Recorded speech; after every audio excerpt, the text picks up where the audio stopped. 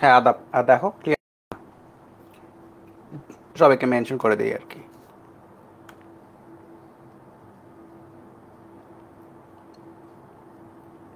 ওকে, pin করে দিয়েছি। ঠিক আছে, সো চলো আজকে আমাদের লেকচার 2, যেটা গত দিনের লেকচার থেকে আসলে কন্টিনিউ হবে। গত দিনের লেকচারে আমরা যা যা পড়েছিলাম ওখান থেকে ওগুলা মানে ওগুলা জ্ঞানকে আমরা ইউজ করে করেই আরও কিছু জ্ঞান আমরা বাড়াবো আর কি। ঠিক আছে, বা আরও কিছু কিছু ক্ষেত্রে অ্যাপ্লাই করবো আমাদের স্নেলের সূত্র এবং ওই যাবতীয় ইস্যুগুলো। সো শুরুতেই আমি তোমাদেরকে হচ্ছে একটা ম্যাথ তুলতে দিব। এই ম্যাথটা গত দিনের সাথে পুরোপুরি কানেক্টেড, সব শুরুতে এটা থাকবে। গত দিনে মানে 5টা ম্যাথ হয়েছিল, তাহলে এটা 6 নাম্বার হবে। তাও আমি যদি ভুল করে থাকি কেউ ঠিক করে দিও। হ্যাঁ, এটা 6 না কত একটু বললে, এটা 6 হওয়ার কথা যতদূর আমার মনে পড়ে। তবুও তোলো আর কি, পরে নাম্বার চেক করতেছি। তোলো।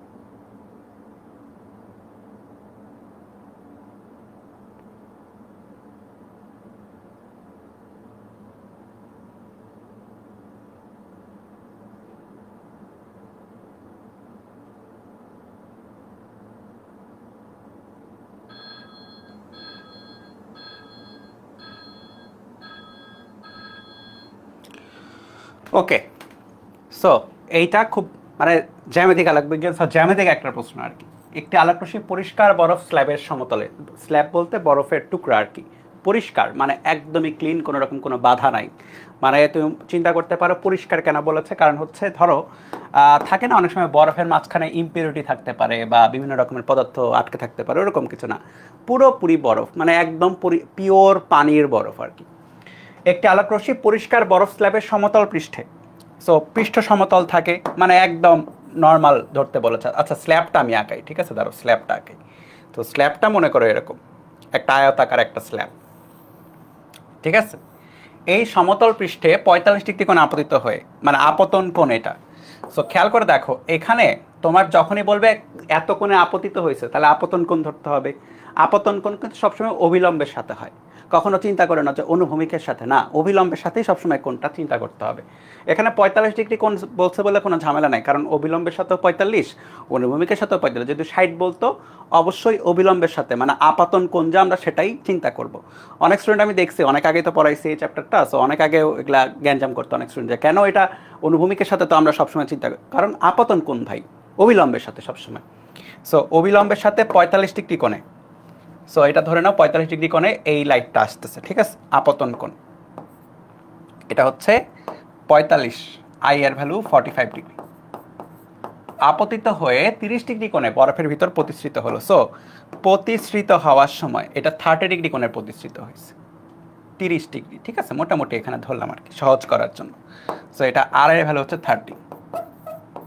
আচ্ছা, প্রশ্ন কি বলেছে, স্ল্যাবের উচ্চতা 1 মিটার হলে, এই যে স্ল্যাবটা এটার উচ্চতা যেটা, এটা 1 মিটার, তাহলে এটা হচ্ছে 1 মিটার, ঠিক আছে।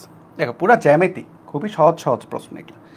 ভয় পাইলে ভয় লাগবে, ভয় না পাইলে সোজা লাগবে। ভয়ের উপর ডিপেন্ড করে এই ম্যাথগুলো দেখতে কেমন লাগবে। সো এখন তোমাকে বের করতে হবে যে স্ল্যাব অতিক্রম করতে এখান থেকে এখানে যাইতে আলোর কত সময় লাগে। তাহলে আমি ধরি যে টাইম ইকুয়াল টু 0-তে এখানে আসে আলো, এবং টাইম ইকুয়াল টু টিতে এখানে চলে যায়। এখন কত সময় লাগে, সময় কেমনে বের করে, সময় হচ্ছে এস ইকুয়াল টু ভিটি, তাহলে সময় হচ্ছে এস বাই ভি বা সরণ বাই বেগ, রাইট। সো এই জায়গায় আমাকে যেটা করতে হবে সেটা হচ্ছে এই জায়গায় আলোর বেগটা বের করতে হবে। আমার চিন্তা হচ্ছে যে এই জায়গায় আলোর বেগটা আমি বের করবো, যে আলোর বেগটা আসলে কত, কার মধ্যে দিয়ে, বরফের স্ল্যাবের মধ্যে দিয়ে, ঠিক আছে। তাহলে এটা হচ্ছে বায়ু এবং এটা হচ্ছে বরফ, ঠিক আছে, বরফের স্ল্যাবে আলোর বেগ কত সেটা বের করতে হবে। তাহলে বেগ যদি বের করতে পারি এবং আরেকটা জিনিস যে এখানে এই দূরত্বটা যদি বের করতে পারি, যেটা বের করতে পারা উচিত, কীভাবে পারা উচিত, কারণ ওইটা যদি 1 মিটার হয়, এইটা যদি 1 মিটার হয়, তাহলে ভাই এইটাও তো 1 মিটার, তাই না? এটাও তো 1 মিটার,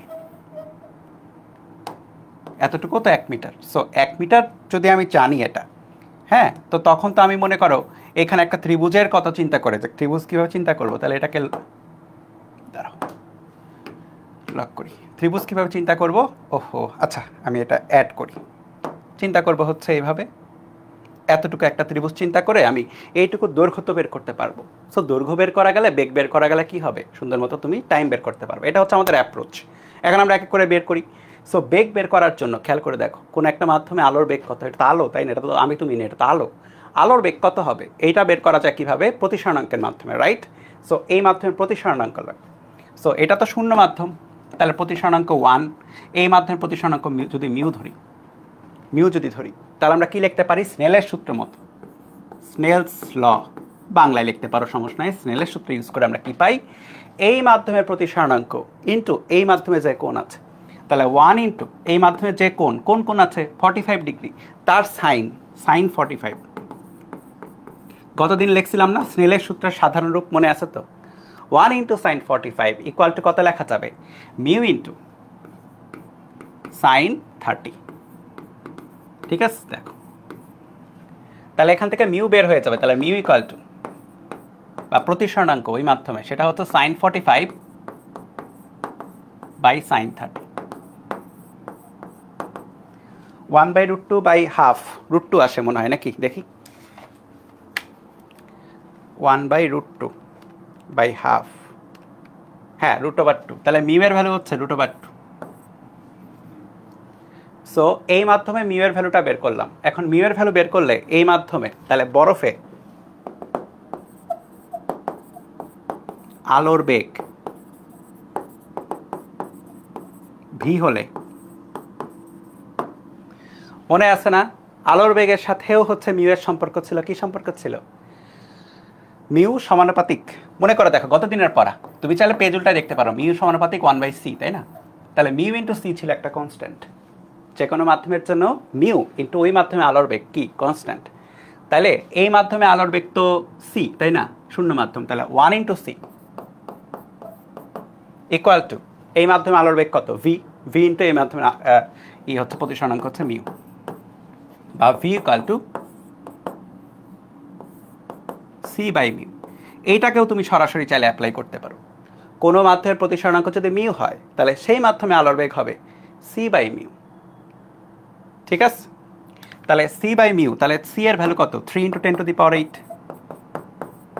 আর মিউ তো √2, বা এভাবে রাখলাম 3/√2 ইন্টু 10⁸ মিটার পার সেকেন্ড। ঠিক আছে, তাহলে ভি এর ভ্যালু বের হয়ে গেল।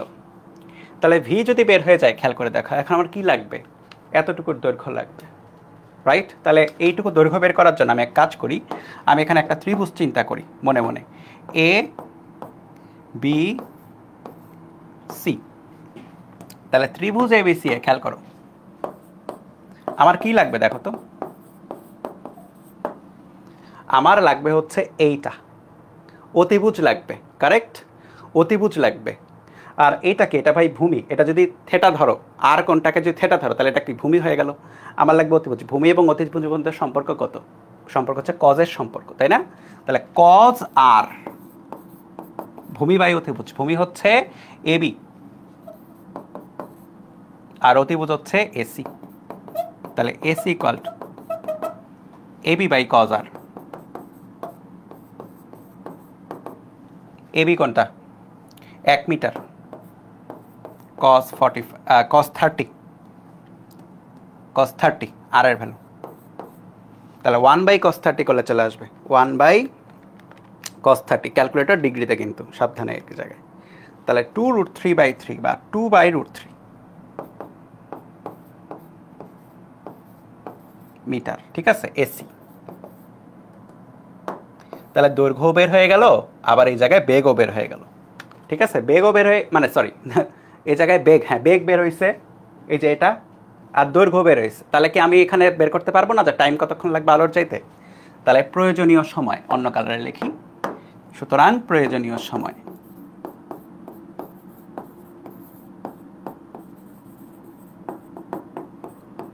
টি ইকুয়াল টু কত হবে? সরণ বাই বেগ।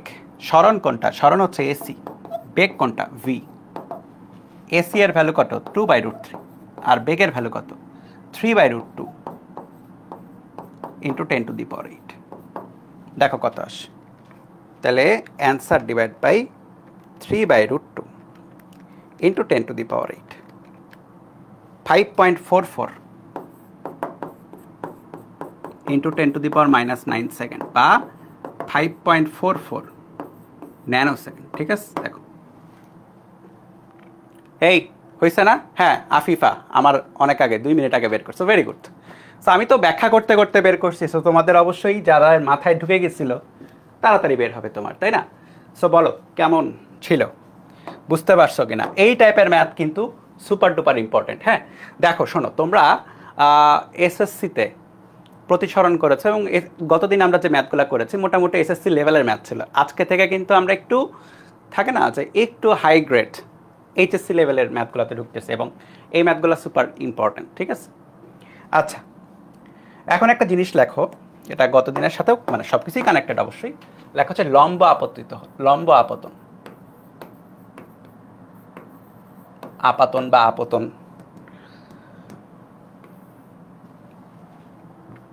মানে ব্যাপারটা এরকম যে ধরো দুইটা মাধ্যম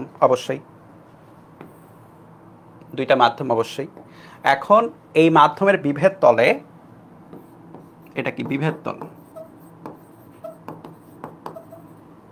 এই বিভেদ তলে একটা লাইট মনে করো একদম ই বরাবর আসতেছে, কি বলেছে দাঁড়াও, একদম অভিলম্ব বরাবরই আসতেছে। ঠিক আছে, অভিলম্ব বরাবর লাইট আসতেছে, বুঝছো? অভিলম্ব বরাবর যদি লাইট আসে, আপতন কোণ হচ্ছে বা আপতন কোণ হচ্ছে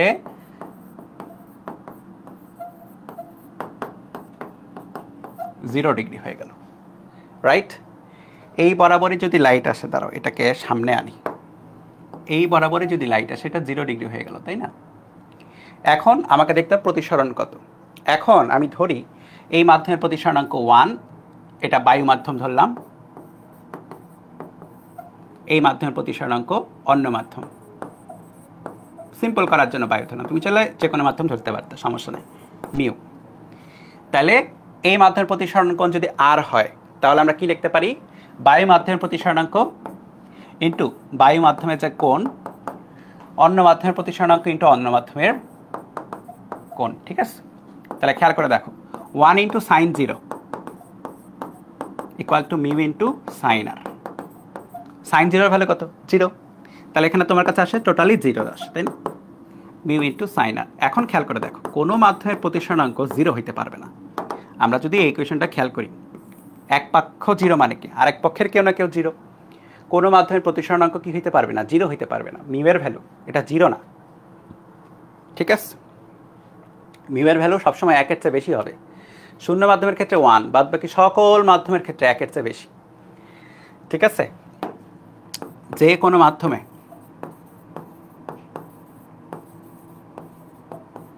মিউ গ্রেটার দেন শূন্য মাধ্যমের মিউ, তা যে কোনো মাধ্যমের মিউ যেটা সেটা গ্রেটার দেন 1। ইভেন বায়ু মাধ্যমেরও 1.0008 না হলে 4 কিছু একটা, আবার বলছি বায়ু মাধ্যমের 1.0008 না হলে 4 এরকম একটা ডেটা আর কি। সো 1ই ধরা হয় আর কি বায়ু মাধ্যমের ক্ষেত্রেও। সো যে কোনো মাধ্যমে এটা তো 0 হওয়া পসিবল না, মিউ নট ইকুয়াল টু 0। তার মানে কি? তার মানে আমি বলতে পারি যে সুতরাং সাইন আর ইকুয়াল টু 0 বা আর এর ভ্যালু হচ্ছে 0 বা প্রতিসরণ কোণ হচ্ছে 0 ডিগ্রি। সো আপতন কোণ 0 ডিগ্রি হলে প্রতিসরণ কোণ কি হবে? 0 ডিগ্রি হবে। আপতন কোণ 0 ডিগ্রি হলে প্রতিসরণ কোণও কি হবে? 0 ডিগ্রি হবে। এটা আই এর ভ্যালু 0 হলে আর এর ভ্যালু 0ই হবে। এখন কথা হচ্ছে ডিফারেন্সটা তাহলে কি হবে? What's the difference? মানে গুণগত আর ডিফারেন্স কি? 0 তো ধরলাম, গুণগত ডিফারেন্সটা হচ্ছে এই মাধ্যমে আলোর বেগ কমে যাবে, আলোর বেগ হবে c/μ। একটু আগে দেখলাম যে কোনো মাধ্যমে আলোর বেগকে c/μ, মিউ হচ্ছে ওই মাধ্যমের পরম প্রতিসরণাঙ্ক বা শূন্য মাধ্যম বা বায়ুর সাপেক্ষে প্রতিসরণাঙ্ক ধরা যায়। ঠিক আছে? সো এইটা একটা প্রপার্টি যে যখনই আলো লম্বভাবে আপতিত হবে তখন সেটা সরাসরি চলে যাবে, সরাসরি যাবে, তবে কম বেগে যাবে। বেগের ভ্যালু কমবে কিন্তু সরাসরি চলে যাবে, কোনো রকম কোনো ডেভিয়েশন হবে না, মানে কি কোনো রকম কোনো এদিক সেদিক হবে না। ঠিক আছে? এরপরে আসো, দেখো যে বিচ্যুতি, বিচ্যুতি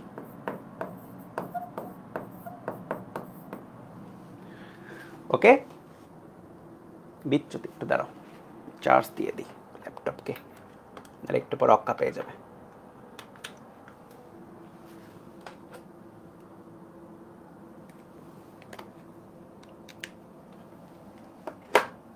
আচ্ছা চলো, বিচ্যুতি জিনিসটা কি? বিচ্যুতি জিনিসটা খুবই সোজা। দেখো এই দুইটা জিনিস পড়ে আমরা আবার আস্তে আস্তে ম্যাথে ঢুকবো, প্যারা নাই। সো ব্যাপারটা হচ্ছে আমরা গতদিন যা পড়ছিলাম তাই করব খুব তাড়াতাড়ি।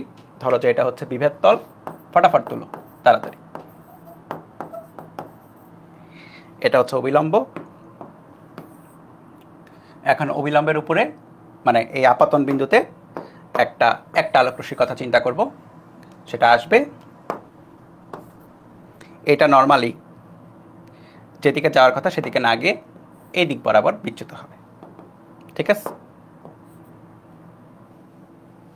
এটা কখন? এটা হচ্ছে যখন হালকা থেকে ঘন মাধ্যমের দিকে যাচ্ছে। আলো হালকা হতে ঘন মাধ্যমের দিকে যখন যাবে তখন কি হবে? অবিলম্বের দিকে বেঁকে যাবে, তাই না? সো তখন কি হচ্ছে খেয়াল করে দেখো, তখন এই যে কি বলে যে এই দিকে যাওয়ার কথা ছিল আলোর, আলোর এই দিকে যাওয়ার কথা ছিল, কিন্তু আলো কোন দিকে যাচ্ছে? আলো এই দিকে চলে আসলো। তখন মনোযোগ দিয়ে শোনো, এই কোণটা তো আই, তাই না? এই কোণটা আই, তাহলে অবশ্যই এটা একটু বড় করি, অবশ্যই এই কোণটাও কত ভাই? আই এর সমানই হবে, বিপ্রতীপ কোণ, রাইট? এটা আই হলে এই পুরাটাও আই। আচ্ছা এইটা কত? এটা তো আর, প্রতিসরণ কোণ। তখন খেয়াল করো, তখন এই যে এই রেখা বরাবর আলো যাওয়ার কথা ছিল সেই বরাবর না গিয়ে সেটা যে বরাবর গেছে, ওদের মধ্যে একটা ডিফারেন্স আছে না?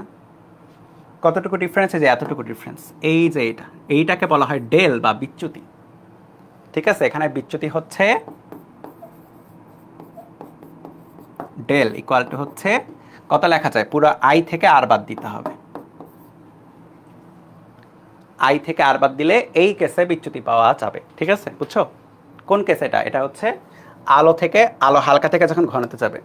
এখন যদি আমরা অন্য কেস চিন্তা করি, যে ঘন থেকে যখন হালকাতে যাবে, আলোকরশ্মি যখন ঘন থেকে হালকাতে যাবে তখন কি হবে?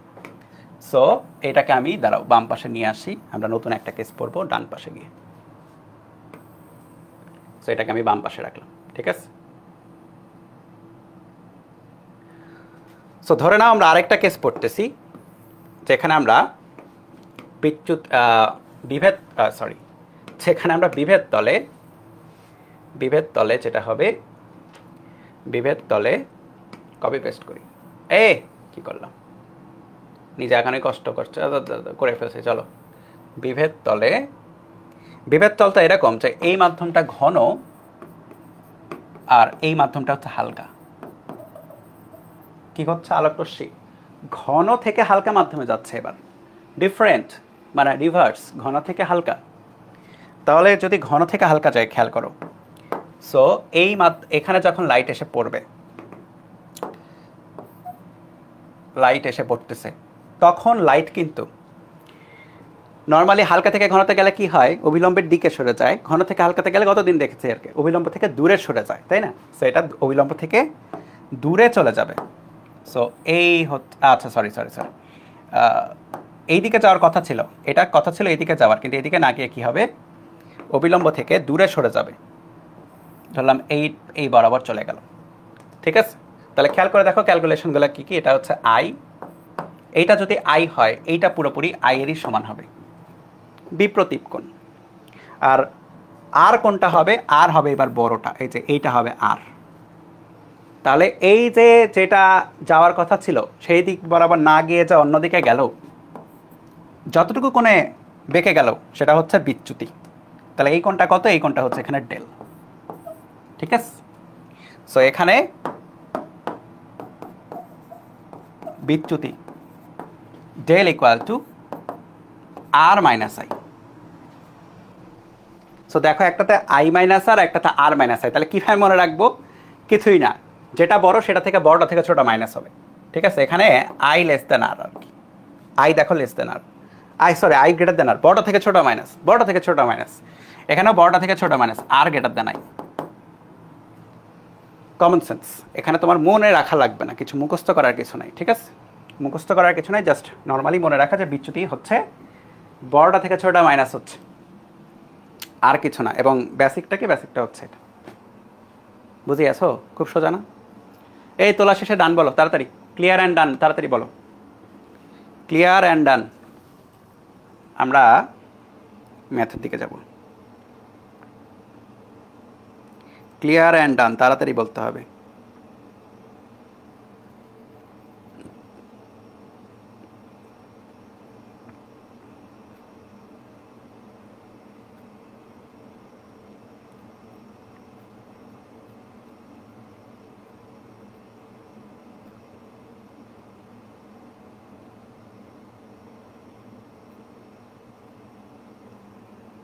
ওকে, চলো চলো চলো চলো চলো। আচ্ছা, এরপরে কিভাবে যাওয়া যায়, কিভাবে অ্যাপ্রোচ করা যায়, চলো। আচ্ছা, একটা টপিক আরেকটু পড়ে নেই, হ্যাঁ, কারণ পরের যে ম্যাথটা এটা করতে একটা টপিক লাগবে। দাঁড়াও তো দেখি তো, এটা হচ্ছে, হ্যাঁ, লেখো যে আলোর পথের রিভার্সিবিলিটি।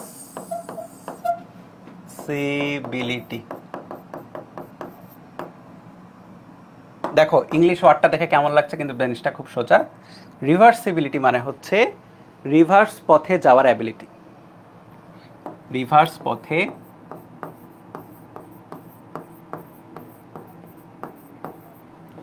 যাওয়ার অ্যাবিলিটি। ব্যাপারটা এরকম, খুবই সহজ। ধরো যে আমরা এখানে আঁকি মাঝখানে বিভেদ তল, অভিলম্ব। এখন কথা শোনো খুব সাবধানে। লাইট মনে করো, শুরুতে মনে করো লাইট মনে করো এই দিকে আসতেছে, এটা হালকা, এটা ধরে নাও ঘন, হ্যাঁ। তখন তারপরে কি হবে? লাইট এদিকে বেঁকে যাবে। এইটা একটা পথ, লাইটের এটা একটা পথ। এখন লাইটের একটা অ্যাবিলিটি আছে, সেটা হচ্ছে সেটা রিভার্স পথে যাইতে পারে। খেয়াল করে দেখো, এইখানে মনে করো হতে পারে এখানে সোর্স ছিল, লেটস সে সূর্যের আলো, সূর্যের আলো এদিক দিয়ে একটা আসতেছে, ওইটাকে আমরা ট্র্যাক করতেছি। এবং তুমি এইখানে চোখ দিয়ে দেখতে পাচ্ছ, ঠিক আছে? কি দিয়ে দেখছো? চোখ দিয়ে দেখছো, আই দিয়ে তুমি সূর্যটাকে মনে করছো এই দিকে আছে, কিন্তু আসলে সে বেঁকে আছে। এখন লাইট আসলে উল্টো দিকেও যাইতে পারে। লাইট উল্টো দিকে, মনে করো যে এইখানে কোনো একটা সোর্স আছে, বা এইখানে একটা সোর্স, এখানে একটা সোর্স যদি থাকে, তাহলে লাইট কি হবে? এই জায়গা থেকে ঘুরে এইদিকে যাবে, একদম ঘুরে যাবে। এবং যখন ঘুরে যাচ্ছে তখন খেয়াল করে দেখো, এইটা ঘন থেকে হালকাতে যাচ্ছে না? ঘন থেকে হালকাতে যাচ্ছে, তখন অবিলম্ব থেকে দূরে সরে যাবে। এবং তাই হচ্ছে, অবিলম্ব থেকে দূরে সরে এদিকে চলে যাচ্ছে। সো লাইট এইদিকে গেলেও যে ক্যালকুলেশন, এইদিকে গেলেও একই ক্যালকুলেশন। তোমাকে আমি কি বলেছিলাম যে আপতন এবং প্রতিসরণ, এটা তো আমরা প্রথম দিনের জন্য পড়েছি, কিন্তু বেসিক্যালি এখন থেকে আমরা অ্যাঙ্গেল দিয়ে সবসময় ক্যালকুলেশন করব। কোনটা আপতন কোনটা প্রতিসরণ, এইটা আমরা খুব একটা কাজে লাগাবো না। আমরা কাজে লাগাবো যে কোন অ্যাঙ্গেলে কি পড়তেছে।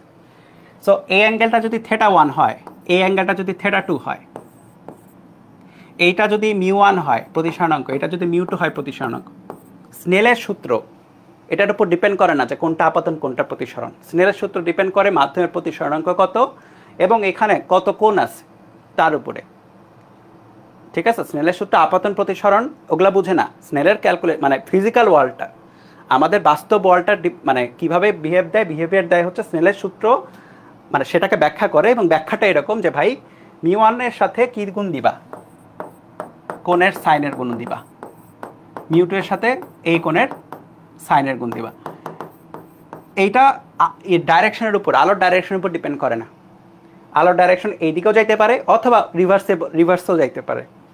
সো লিখে নাও, আলোর ডাইরেকশনের উপর ডিপেন্ড করে না, এটা পুরাই জ্যামিতিক, এই কারণে জ্যামিতিক আলোক বিজ্ঞান কিন্তু নাম, হ্যাঁ জিওমেট্রিক, কোনো ডাইরেকশনের উপর ডিপেন্ড করছে না, আলোর ডাইরেকশন দিকের উপর ডিপেন্ড করে না, বুঝছো? কার উপর ডিপেন্ড করে? জ্যামিতিক গঠনের উপর ডিপেন্ড করে, বা এই রশ্মিগুলা কিভাবে কি আছে, কোন কোণে আছে সেগুলোর উপর ডিপেন্ড করে। সো আলো আসলে রিভার্সও চিন্তা করা যেতে পারে, আমরা যত ম্যাথ করেছি সবগুলাতেই আলো রিভার্সে চিন্তা করা যেতে পারতো। এই যে সরি কই গেল, এই দিক থেকে এদিকে আসতেছে আমি উল্টা চিন্তা করতে পারতাম, এদিক থেকে এদিকে আসতেছে আমি উল্টা চিন্তা করতে পারতাম, ক্যালকুলেশন সেম থাকতো। ঠিক আছে, প্রত্যেকটা জায়গায় এমনও হইতে পারে নিচ থেকে উপরে যাচ্ছে, যেতে পারে না। মনে করো পানির নিচে একটা টর্চ রেখে দিস, হতে পারে না? পানির নিচে একটা টর্চ রাখছ, লাইট উপরে চলে যাবে না? যাবে। পানির নিচে একটা টর্চ রাখলে লাইট উপরে যাবে। এখন লেখো যে এটা যদিও গত দিনেরই পড়া, আলাদাভাবে পড়ানো হয়নি, লেখো একটু পরম প্রতিসরণাঙ্ক, এটা তোমরা 9-10 পড়ছো, পরম প্রতিসরণাঙ্ক।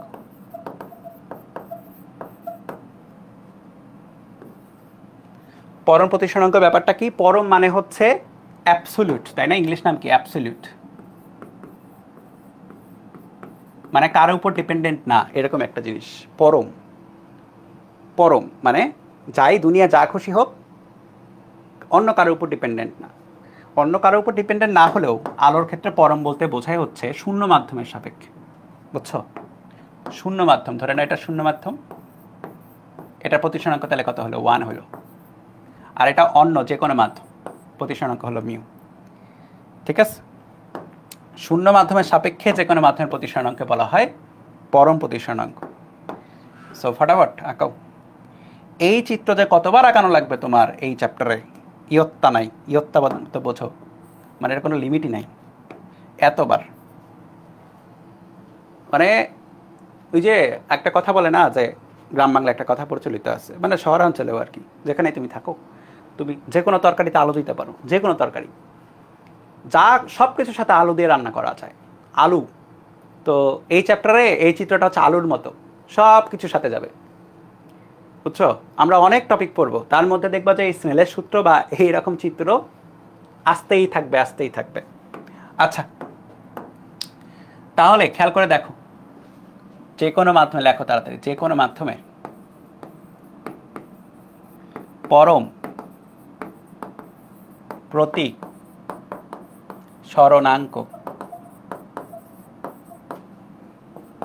ইকুয়াল টু, সুন্দর করলাম, লেখো যে শূন্য মাধ্যমের প্রতিসরণাঙ্ক সাপেক্ষে ডিভাইড বাই ওই উপরে থাকবে ওই মাধ্যমের প্রতিসরণাঙ্ক।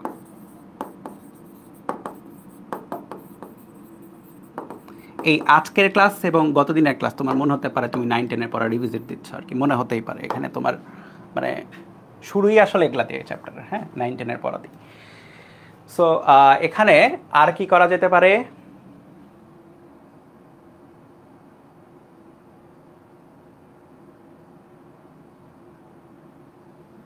ওকে,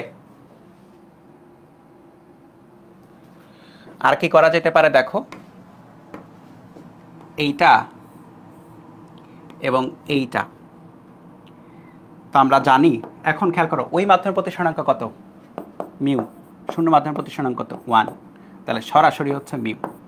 সো যে কোনো মাধ্যমের প্রতিসরণাঙ্ক বলতে যা বোঝায়, মানে কোথাও যদি বলে ওই মাধ্যমের প্রতিসরণাঙ্ক, ধরো পানির প্রতিসরণাঙ্ক 4/3 বা 1.33, কাচের প্রতিসরণাঙ্ক 3/2 বা 1.5, এগুলো কিন্তু কমন। এগুলা যদি বলে তাহলে বুঝে নিতে হবে এগুলো হচ্ছে পরম প্রতিসরণাঙ্ক। ঠিক আছে, পরম প্রতিসরণাঙ্ক। আর এটা তো গেলে পরম প্রতিসরণাঙ্ক, এবং একটা মাধ্যমের সাপেক্ষে আরেকটা মাধ্যমের প্রতিসরণ গতদিন পড়েছিলাম, তাই না? কি বলা হয়? এভাবে বলা হয় যে এ মাধ্যমের সাপেক্ষে বি এর প্রতিসরণাঙ্ক, তাই না? যার সাপেক্ষে আর যার সাপেক্ষে সেটা সামনে বসে, তাহলে এটা মানে হচ্ছে বি এর প্রতিসরণাঙ্ক বাই এর প্রতিসরণাঙ্ক, রাইট? এটা বলা যায়। চলো আমরা এই প্রতিসরণাঙ্ক নিয়ে একটা কমন টাইপের একটা ম্যাথ একটু দেখি, যেটা তুমি অনেক পরীক্ষায় পাবা। ঠিক আছে, অনেক পরীক্ষায় পাবা এটা। চলো, কত নাম্বার? 7, লাকি 7।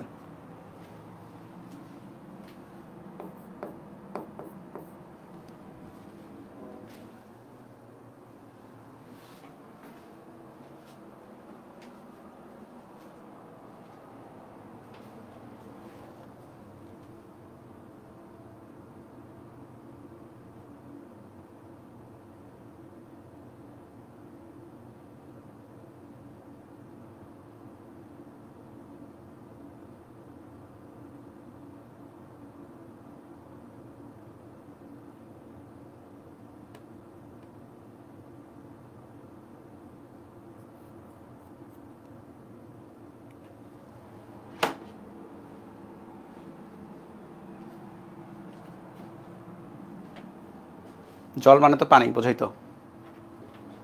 বিভিন্ন সোর্সে তুমি জল দেখতে পারবা, বুঝছো, পানির জায়গায়।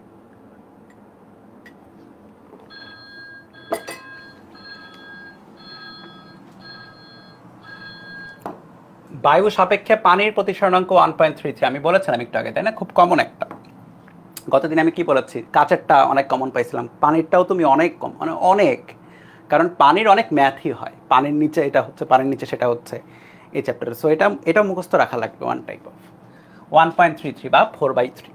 পানির সাপেক্ষে একটি তেলের প্রতিসরণাঙ্ক। এবার কাহিনী একটু উল্টো, পানির সাপেক্ষে তেলের প্রতিসরণাঙ্ক এবং তেলের সাপেক্ষে কাচের প্রতিসরণাঙ্ক। বাপরে বাপ, তেলের সাপেক্ষে কাচের প্রতিসরণাঙ্ক 0.72। ঠিক আছে, বায়ু সাপেক্ষে কাচের প্রতিসরণাঙ্ক কত? সো তোমাকে অনেক ডেটা দিয়ে বলে যে বায়ু সাপেক্ষে কাচের প্রতিসরণাঙ্ক কত। এটা অ্যান্সার কত আসবে? 3/2 আসার কথা না? বায়ু সাপেক্ষে কাচের প্রতিসরণাঙ্ক 1.5, 3/2। তো দেখি কিরকম আসে। যদি কাচ একদম ক্লিয়ার এবং একদম হচ্ছে একদম গ্লাস হয়, কি বলে, পিওর গ্লাস, 3/2 আসবে।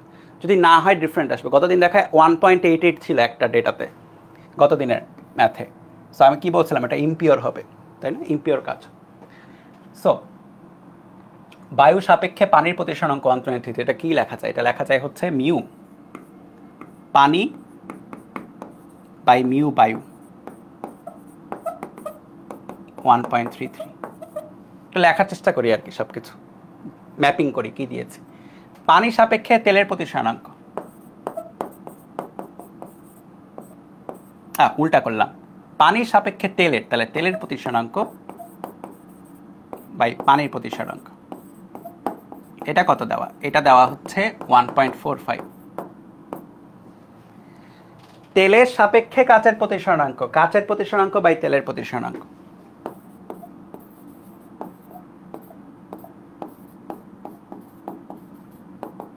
এটা কত? 0.78। খেয়াল করে দেখো, একটু আগে আমি কি বললাম, কোনো কিছুর প্রতিসরণাঙ্ক একের চেয়ে কম হইতে পারে না। অনেকে জিজ্ঞেস করবে, কি হলো এখানে 0.78 কেন, একের চেয়ে কম কেন? ওটা হচ্ছে পরম প্রতিসরণাঙ্ক। বায়ুর সাপেক্ষে কারো একের চেয়ে কম না, কিন্তু ডিফারেন্ট দুইটা সাপেক্ষে ভাই হইতে পারে, যে কোনো ডেটা হইতে পারে। তাহলে বায়ু সাপেক্ষে কাচের প্রতিসরণাঙ্ক। সুতরাং তোমাকে বের করতে হবে মিউ কাচ বাই মিউ বায়ু। এখন এইটা বের করার জন্য তোমাকে একটু মেন্টস খাইতে হবে যে ভাই এইটাকে কেমনে আনা যায়। দেখো কাচ কই আছে? কাচ আছে এই জায়গায়, তাই না? তো তুমি এক কাজ করো, মিউ কাচটাকে আগে লেখো, যেগুলা গিভেন ডেটা ওগুলা নিয়ে চলে আসো। মিউ তেল, দেখো মিউ কাচ বাই মিউ তেল বলা আছে। এখন তুমি তো এইখানে তেল আনতে পারবা না, তাই না? তোমাকে বাম পাশে তো তেল নাই, তো তেল কাটতে হবে, তাহলে তেলটা আনো। এখন দেখো তো, তেলটা যখন তুমি আনতেছো তখন তেল কোথায় আছে? তেল আছে এই জায়গায় এবং এই জায়গায়। তেল তো এই জায়গাটা তো লেখছো, এই জায়গায় আছে, মিউ তেল বাই মিউ পানি। তাহলে ওইটা লেখো ইনটু, সমস্যা কি, পানিও নাই, তাহলে পানি আছে এমন জায়গায় আনতে হবে উপরে। তাহলে এই যে দেখো মিউ পানি বলা আছে, বুঝে আসো? মিউ পানি। মিউ পানি বাই, তাহলে এখানে কি কাটাকাটি দিতে হবে, তোমার কাজ চলে আসছে, বায়ু নাই, তাহলে বায়ু আনতে হবে এবং ওইটাই দেওয়া আছে। দেখো এখানে বেসিক্যালি কাটাকাটি কার কার যাবে, এই যে পানি পানি, তেল তেল, তাই না? কাটাকাটি দেওয়া তো ইস্যু না, আমার তো কাটাকাটি করার পরে বাম পাশ আসছে, আমার হচ্ছে এটা দেখানো ইস্যু, তাই না? তাহলে কাটাকাটি রাখা যাবে না ওখানে আর কি। সো দেখো ডেটাগুলো দেওয়া আছে, কাজ বাই পানি কত, কাজ বাই তেল 0.78 ইন্টু তেল বাই পানি 1.45 ইন্টু পানি বাই বায়ু 1.33, দেখো কত আসে, যা আছে কপালে।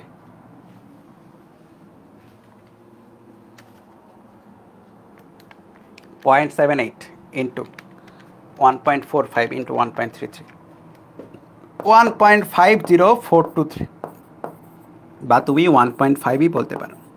সো ব্যাপারটা কি হলো, বলা যায় প্রায় বিশুদ্ধ, প্রায় বিশুদ্ধ বা বিশুদ্ধই বলা যায়, 1.5ই তো আসছে 3/2, তাই না? এক্সাক্ট আসা নেই, একটু এদিক সেদিক আছে, বুঝছো? মনে করো এটা সৃজনশীলা যখন দিবে, এরকম যদি দেয় কখনো, নর্মালি এত সোজা জিনিস দেওয়ার কথা না, তবুও যদি দেয়, একটা প্রশ্ন হতেই পারে যে যে কাজটা ইউজ করা হয়েছে সেই কাজটা বিশুদ্ধ কিনা যাচাই করো। বিশুদ্ধ কাজের কত 1.5, তুমি বলবা যে হ্যাঁ বিশুদ্ধই বলা যায়, ঠিক আছে, বিশুদ্ধই বলা যায়। আচ্ছা এরপরে চলো, এখন একটা জিনিস লেখো যে টপিকের নামটা পরে লিখবো, টপিকের নাম পরে, টপিকটা দেখাই। টপিকটা হচ্ছে এরকম যে যখন ঘন থেকে হালকা মাধ্যমে, অনেকে বুঝে যাবো যে কি হচ্ছে, এটা পড়ছো তোমরা, ঘন থেকে হালকা মাধ্যমে লাইট যাচ্ছে, এটা হালকা, এটা কি হলো ঘন, ঘন থেকে হালকা মাধ্যমে যখন লাইট যাচ্ছে, বুঝছো? তো কি হচ্ছে, ঘন থেকে হালকা, কয়বার বলবো ভাই, চলো ঘন থেকে হালকাতে লাইট নিয়ে যাই। ঘন থেকে হালকা মাধ্যমে যখন লাইট যাচ্ছে তখন লাইট কি হবে, লাইট অবিলম্ব থেকে দূরে সরে যাবে। সো এই লাইটটা ধরো অবিলম্ব থেকে দূরে সরে গেল, ঠিক আছে, এইটা একটা লাইট বললাম, রাইট, অবিলম্ব থেকে দূরে সরে যাচ্ছে। আরেকটা লাইট চিন্তা করি, মনে করো এই লাইটটা, ওকে, এই লাইট, সো এটাও কি হবে ভাই, এটাও কিন্তু অবিলম্ব থেকে দূরেই সরে যাবে, কারেক্ট, দূরেই সরে যাবে। সো যতই তুমি ঘন মাধ্যমে কি করবা, আপাতন কোণ বড় করবা, আপাতন কোণ বড় করলে এটার চেয়ে এটার আপাতন কোণ তো বড়, আপাতন কোণ বড় করতে থাকলে অবিলম্ব থেকে দূরে সরতেই থাকবে, ঠিক আছে? আপাতন বা আপতন কোণ যতই বড় করবা কি হবে, অবিলম্ব হতে দূর হতেই থাকবে।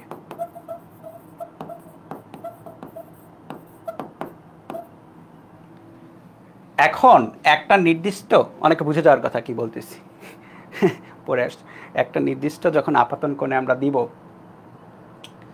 একটা নির্দিষ্ট আপাতন কোণে যখন আমরা দিব তখন কি হবে, তখন এইটা একদম অবিলম্ব থেকে দূরে সরে, একদম কথাটা ইম্পর্টেন্ট, মাধ্যম দ্বয়ের বিভেদ তল ঘেঁষে যাবে। বিভেদ তল কোনটায়, যেটা বিভেদ তল, তাই না?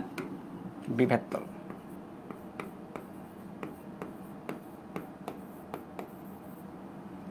কি হবে, মাধ্যম দ্বয়ের বিভেদ তল ঘেঁষে চলে যাবে, ঠিক আছে? যখন আমি এই কোণটা রাখতেছি তখন কি হচ্ছে, মাধ্যম দ্বয়ের বিভেদ তল ঘেঁষে চলে যাচ্ছে। সো এই কোণটার কথাটা ইম্পর্টেন্ট, এই কোণটাকে বলা হয় থেটা সি বা ক্রিটিক্যাল অ্যাঙ্গেল। আপতন কোণ লেখো, আপতন কোণ থেটা সি হলে প্রতিসৃত রশ্মি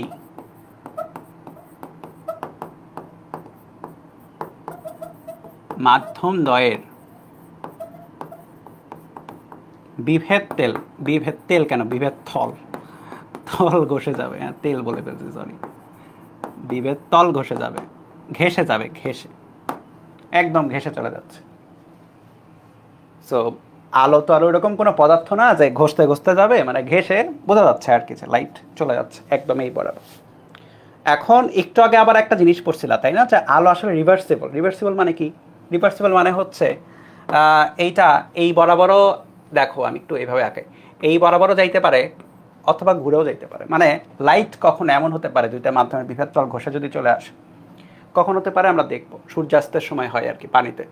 সো এই মাধ্যমে এই দিকে আসলে অবশ্যই এই বরাবর যাবে, তাই না? রিভার্সিবল তো, তো এই বরাবর যাবে। তো যাই হোক, এখন একটু ক্যালকুলেশনটা চেক করি যে ক্যালকুলেশনে কি বলে। সো এই কোণটা ভাই 90 ডিগ্রি, তাই না? এইটা হালকা মাধ্যম, এটা ঘন মাধ্যম, বুঝছো? এটা হালকা মাধ্যম, এটা ঘন মাধ্যম। এইটার মিউ ধরলাম হচ্ছে মিউ হালকা, আর এটা মিউ ঘন। তাহলে স্নেলের সূত্র কি বলে? স্নেল মহাশয় বলে গেছেন যে ভাই মিউ এর সাথে যা খুশি তাই করো, মিউ এর সাথে কি করবা, কোনটার সাইন গুণ অনুপাত গুণ দিবা, আর কিছু তোমার করা লাগবে না। তাহলে এখানে কত, মিউ ঘন ইন্টু কোণের sine, sine theta C. Theta C কেন? থেটা সিকে বলা হচ্ছে, হলো লিখে নাও, ক্রিটিক্যাল অ্যাঙ্গেল। ক্রিটিক্যাল অ্যাঙ্গেল বা এটাকে বলা হয় সংকট, কয় ওকার ট। হ্যাঁ, এই সংকট আর এই সংকট কিন্তু সেম না। সংকট না, সংকট কি বিপদ, ওই সংকট বলা হয়, বা ক্রান্তিকোণ বলা হয়, ক্রান্তিকোণ। যদিও এই ক্রান্তি মানে বিপদ বোঝায়, কিন্তু এই সংকটের বানানটা হচ্ছে এইটা, সংকট। সংকট কোণ লিখে নাও, সংকট কোণ। তাহলে আমরা এই সংকট কোণের আসলে হিসাব নিকাশ দেখছি, ঠিক আছে? এখন খেয়াল করো, সংকট কোণটা যে কোনো দুইটা মাধ্যমের সাথে হইতে পারে। এটা এমন না, এটা তোমরা হয়তো 9 10-এ পড়ে আসছো যে বায়ু মাধ্যমের সাপেক্ষে আমরা সবসময় দেখি, সহজ করার জন্য দেখি। 9 10-এ তো সহজ ছিল, এখন মনে করো আরেকটু পড়তেছো। সো আমরা যে কোনো মাধ্যমে, এই কারণ দেখো ঘন হালকা আমি দুইটা মাধ্যম ধরে রাখছি। এখানে এমন না যে হালকা মাধ্যমটা সবসময়ই বায়ু হবে। হ্যাঁ, যদি কিছু না বলা থাকে তাহলে বায়ু বা শূন্য মাধ্যম ধরবো, কিন্তু অনেক সময় অনেক কিছু বলা থাকতে পারে। তাহলে mu into sine theta C, তো যাই করো সেটআপ যাই হোক না কেন, স্নেলের সূত্র same. Mu into sine theta C equal to mu হালকা ইন্টু সাইন 90 ডিগ্রি না এটা? হ্যাঁ। সো এই টাইপের সমস্যায় বরং একটা অ্যাডভান্টেজ পাওয়া যায়, সাইন 90 চলে আসে, জানা ভ্যালু। তাহলে মিউ ঘন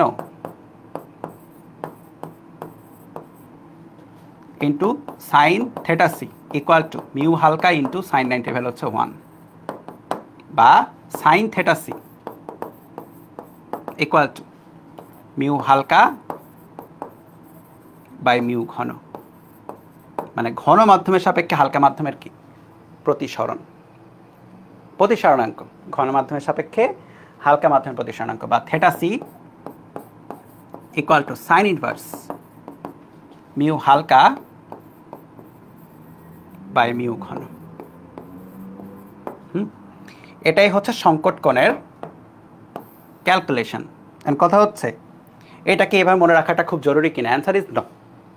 এটা কেন মনে রাখবা?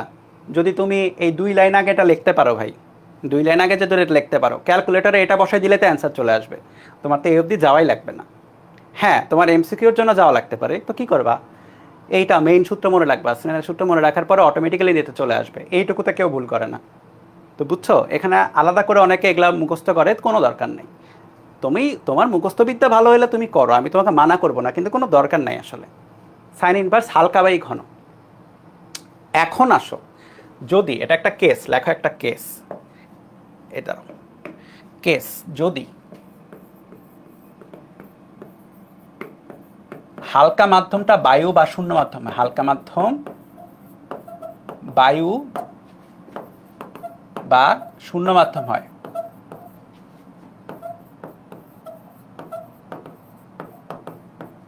তাহলে মিউ ঘন বাই মিউ হালকা, নাকি মিউ হালকা বাই মিউ ঘন কি ছিল? হ্যাঁ,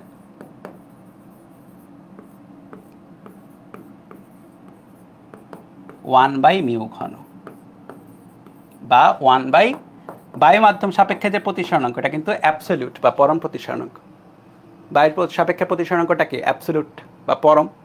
তাহলে এটা হয়ে গেল। তাহলে থেটা ইকুয়াল টু আসবে হচ্ছে theta C equal to sine inverse 1 by mu. এবং এইটা তোমাকে অনেক জায়গায় এমসিকিউতে লাগবে, তুমি অনেক এমসিকিউতে এটা পাবা। তো একটু আলাদা করে মাথায় রেখো, তবে বলছি না যে ভাই মুখস্থ করো, মুখস্থ কত কিছু করবো, মনে থাকবে না তো। স্নেলের সূত্রটা মনে রাখবা, বাদ বাকি সব কিছুই ইজি লাগবে। ঠিক আছে, শোনো আমি কিন্তু খাতার মধ্যে, আমি কিন্তু ক্লাসের মধ্যে বলে দিচ্ছি কোনটা সিকিউতে কোনটা এমসিকিউতে, এগুলো আলাদা করে মার্ক করে রাখবা। খাতায় যখন তুলবা আলাদা করে মার্ক করবা, কারণ পরীক্ষার আগে এগুলা হচ্ছে পয়েন্ট যেগুলা থেকে প্রশ্ন বেশি হয়, এগুলা পরীক্ষার আগে রিভাইজ দিতে হবে। পরীক্ষার আগে তুমি পুরো লেকচার রিভাইজ দেওয়ার কোনো সময় পাবা না, তোমাকে এই মার্কিংগুলো দেখতে হবে। ঠিক আছে, কারণ বইয়ের তো কন্টেন্ট অনেক, আমরা তো পড়াই অনেক, তাই না? সো আমরা তো পুরো বই পড়াই, সো কন্টেন্টও পড়াই অনেক, কিন্তু যেগুলো বেশি আসে ওগুলো আলাদা করে মার্ক করে রাখলে মোস্ট অফ দ্য এক্সামে তুমি ভালো করবা। হ্যাঁ, এমন কিছু কলেজ আছে যেখানে মনে করো যে যেগুলো থেকে কম প্রশ্ন, ওগুলো থেকে ক্রিটিক্যাল প্রশ্ন করে, সেগুলোর কথা আলাদা, সেগুলোর জন্য তোমাকে খুঁত করে পড়তেই হবে, একদম খুঁতিয়ে খুঁতিয়ে সব পড়তে হবে। কিন্তু তোমার কলেজটা যদি এমন হয় যে যেখানে টেস্ট পেপার থেকে বা বোর্ড থেকেই প্রশ্ন ওই টাইপের প্রশ্নই দেয়, স্ট্যান্ডার্ড প্রশ্নগুলাই দেয়, তাহলে সেক্ষেত্রে এই মার্ক করা জায়গাগুলো খুব বেশি কাজে লাগবে। হ্যাঁ, সো চলো আমরা একটা ম্যাথ করি আগে, তারপরে দেখতেছি। 8 নাম্বার সংকট কোণের ম্যাথ তোলো।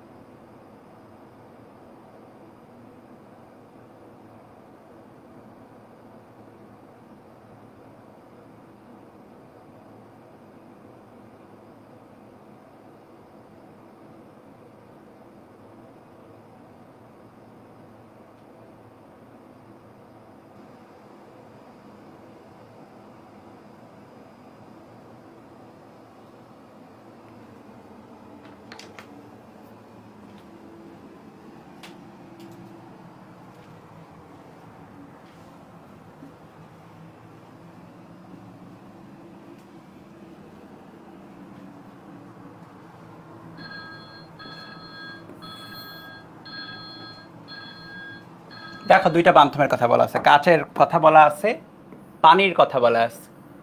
প্রতিসরাঙ্ক 1.5 এবং 1.3 দেওয়া আছে। কাচ থেকে পানিতে আলো গেছে। খেয়াল করে দেখো, সংকট কোণের জন্য কি লাগে একটু আগে বলতেছিলাম, ঘন থেকে হালকাতে যাইতে হবে। ঘন বলতে কোনটা বোঝায়? যেটার প্রতিসরাঙ্ক বেশি সেটা ঘন, তাই না? আলোকীয় ঘন। প্রতিসরাঙ্ক কাচের বেশি, তাহলে অবশ্যই কাচ থেকে জালের আলোর প্রতিসরণ হইতে হবে। এখন সাপোজ তোমাকে মনে করো, সাপোজ প্রশ্ন এভাবেই বলা আছে, এতটুকু মনে করো দেওয়া নেই,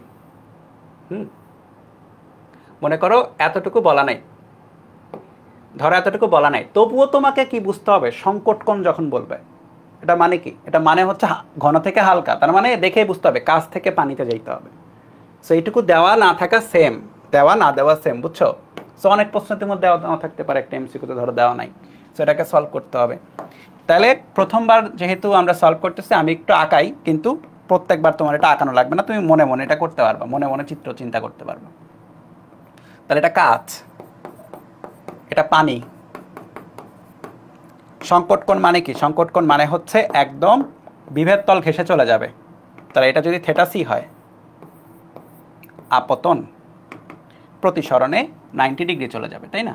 এই তো হয়ে গেছে, দ্যাটস ইট, আর কিছু লাগবে না, 90 ডিগ্রি।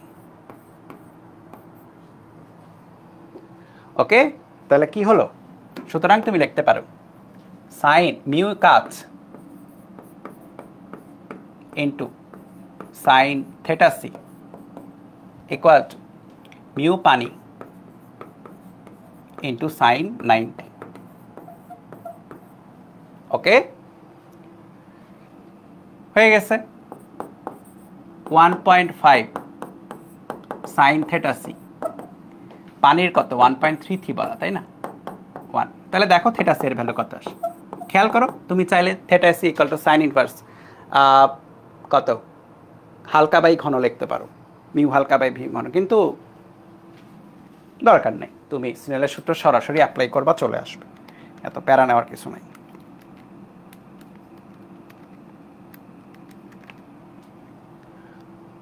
(62.46 ডিগ্রি) হয়ে গেল।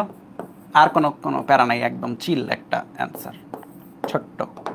তো এমসিকিউ আকারে দিবে, বুঝছো? এগুলা লেখে রাখো, এগুলো এমসিকিউ, এগুলো রিটেনে দিবে না খুব সম্ভব, তবু দিতে পারে সহজ রিটেন আর কি, দিলে তো আপত্তি নেই, কিন্তু নর্মালি স্ট্যান্ডার্ড প্রশ্ন এটা দিবে না।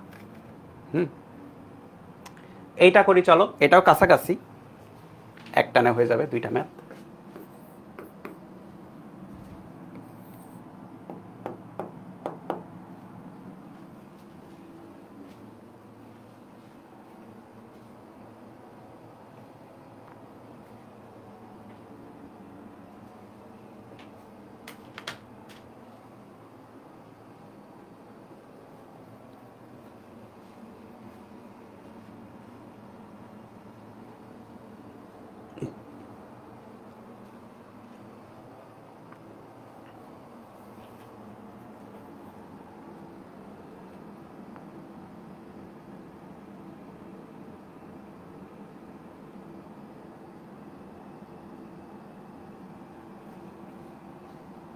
এটা একটা সুন্দর ম্যাথ, বুঝছো? এবং এটা মনে করো যে অ্যাডমিশন টেস্টেও আসতে পারে, এই টাইপের ম্যাথ যেখানে 2টা স্টেপ আছে।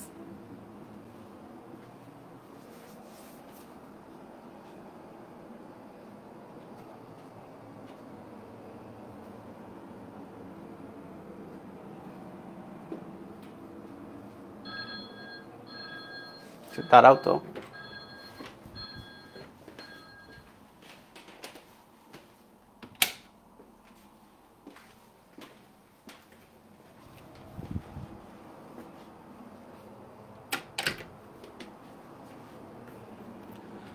বায়ুতে একটি কাচের স্ল্যাবের সংকট কোণ 30 ডিগ্রি। বায়ুতে যখন থাকে কাচের স্ল্যাবটা তখন সংকট কোণ 30, হ্যাঁ। সো এখানে কাচের স্ল্যাবটা কই, মনে করো বায়ুতে আছে, প্রথম কেস, ফার্স্ট কেস লিখি, ফার্স্ট কেস।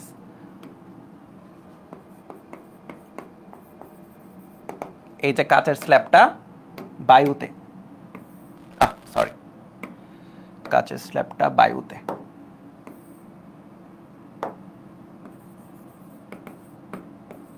তখন সংকট কোণ বলা আছে 30 ডিগ্রি। তাহলে এই কোণটা যদিও 30-র চেয়ে বড় আঁকায় ফেলছি, ধরে নাও আর কি এটা 30, ঠিক আছে, 30 ডিগ্রি। তাহলে গেল কিভাবে? গেল হচ্ছে বিভেদ তল ঘেঁষে চলে গেছে, রাইট? এখান থেকে কি পাবো? এখান থেকে এই মাধ্যমের কাচের প্রতিসরাঙ্কটা পেয়ে যাব। সো এটার প্রতিসরাঙ্ক যদি মিউ হয়, মিউ কাচ বা মিউ গ্লাস বললাম, মিউ গ্লাস বললাম সহজে, তাহলে মিউ গ্লাস, স্নেলের সূত্র, মিউ গ্লাসের সাথে কি হবে? এই কোণের সাইন, sin 30 ইকুয়াল টু বায়ু মাধ্যমের প্রতিসরাঙ্ক কত? 1, একবারে লিখি, 1 ইন্টু sin 90 বা mu glass equal to 1/sin 30 বা 1/2 বা 2, একবারে লিখলাম, ঠিক আছে। সো এটা গেল কি 2, মিউ গ্লাসটা বের হয়ে গেল। মানে প্রথম লাইন থেকে আমরা যে হিন্সটা পাচ্ছি সেখান থেকে আমরা বুঝলাম যে এই কাচের প্রতিসরাঙ্ক যে কাজটা ইউজ হচ্ছে সেটা হচ্ছে 2। সো এই কাজটা অবশ্যই মিক্সড কাচ, এটা পিওর কাচ না, পিওর গ্লাস না, অন্য কোনো রকম ভ্যারিয়েন্ট আর কি।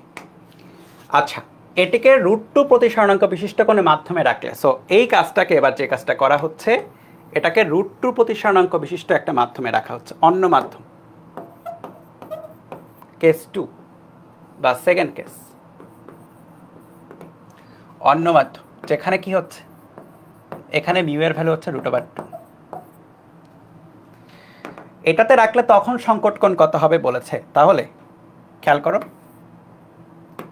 খেয়াল করো কি বলতে পারি। তখনকার সংকট কোণ যদি আমরা থেটা সি বলি, সংকট কোণ মানে কি? অবশ্যই ঘেঁষে চলে যাবে। সো সংকট কোণ মানে অবশ্যই ঘেঁষে চলে যাচ্ছে। সো এটা কত হলো? এটা হলো থেটা সি, যেটা আমরা বের করব, থেটা সি। এটা কত হলো? 90 ডিগ্রি, তাই না? তাহলে কি লেখা যায়? Theta C, sine of theta C, বা এটা কি বলা যায়, লাইক এটার প্রতিসরাঙ্ক কত?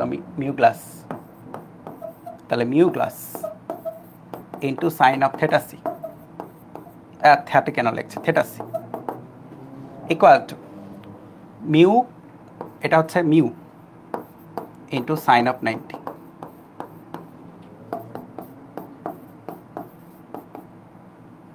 Sign of theta C. ঠিক আছে, সাইন থেটা সি বের করবো। মিউ গ্লাস কোনটা আসছে, মিউ গ্লাস হচ্ছে √2, সরি শুধু two into sine theta C, mu হচ্ছে √2 ইন্টু 1। তাহলে দেখো থেটা সির ভ্যালু কত আসছে। প্রতিসারণতা ম্যাথ পাইলে সেনারের সূত্র বসাই দিবা চোখ বন্ধ করে, দিন দুনিয়ার সব কিছু তখন ইজি হয়ে যাবে। 2 ইন্টু সাইন থেটা সি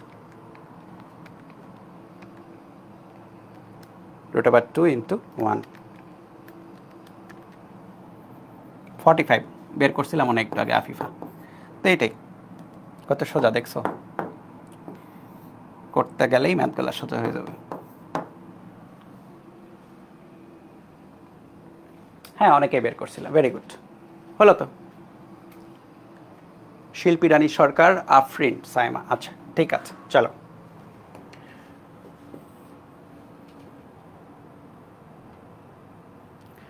এবার আমরা কি পড়লাম বলো তো, এবার আমরা যেটা পড়লাম সংকট কোণ পড়েছি তাই না, যে আমরা যদি থেটা সি এ রাখি তাহলে এটা কি হচ্ছে, প্রতিসরিত হচ্ছে। এখন কোন একটা কোশ্চেন এরকম হতে পারে, আচ্ছা আমরা যদি এক কাজ করি, আমরা যদি থেটা সি এর চেয়ে বড় কোণে দেই তখন কি হবে, হোয়াট ইফ থেটা সি এর ভ্যালুটা, মানে আপাতন কোণের ভ্যালুটা থেটা সি এর চেয়ে বড় আর কি, আপাতন কোণ থেটা সি এর চেয়ে বড় হলে কি হবে, তাহলে লেখো আপতন কোণ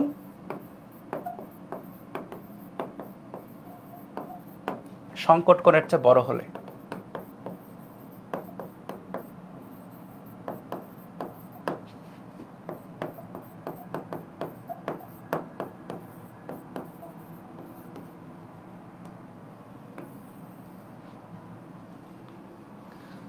আপতন কোণটা যদি সংকট কোণের চেয়ে বড় হয় ব্যাপারটা কি রকম হবে, খুবই সোজা ব্যাপার। দেখো প্রথমটাতে আমরা সংকট কোণের সমান দিয়ে একটু দেখি, মানে একটু কম্পেয়ার করি আর কি ব্যাপারগুলোকে। সো প্রথমে আমরা যেটা অলরেডি পড়েছি, যেটা অলরেডি পড়েছি সেটাকে একটু আঁকাবো আবার।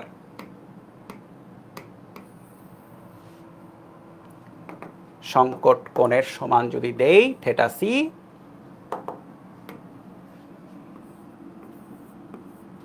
তাহলে কি হবে, লাইট একদম ঘেঁষে চলে যাবে তাই না, এই আলোক রশ্মিটা একদম ঘেঁষে চলে যাচ্ছে। এটা হচ্ছে সংকট কোণ। এখন সংকট কোণের চেয়ে যদি বড় হয়, সো সংকট কোণের চেয়েও বড় কোণে যদি আমরা ইউজ করি, ধরো তাহলে আমি বললাম এটা লিখে দিই, এই থেটার ভ্যালুটা থেটার সি এর চেয়ে বড়, থেটার ভ্যালুটা থেটার সি এর চেয়ে বড়। তখন খেয়াল করে দেখো নর্মালি লাইট এইভাবে বেঁকতেছিল, মানে বাঁকতেছিল তাই না, বাইরের দিকে যাচ্ছিল, তারপরে কি হলো এর সমান গেল।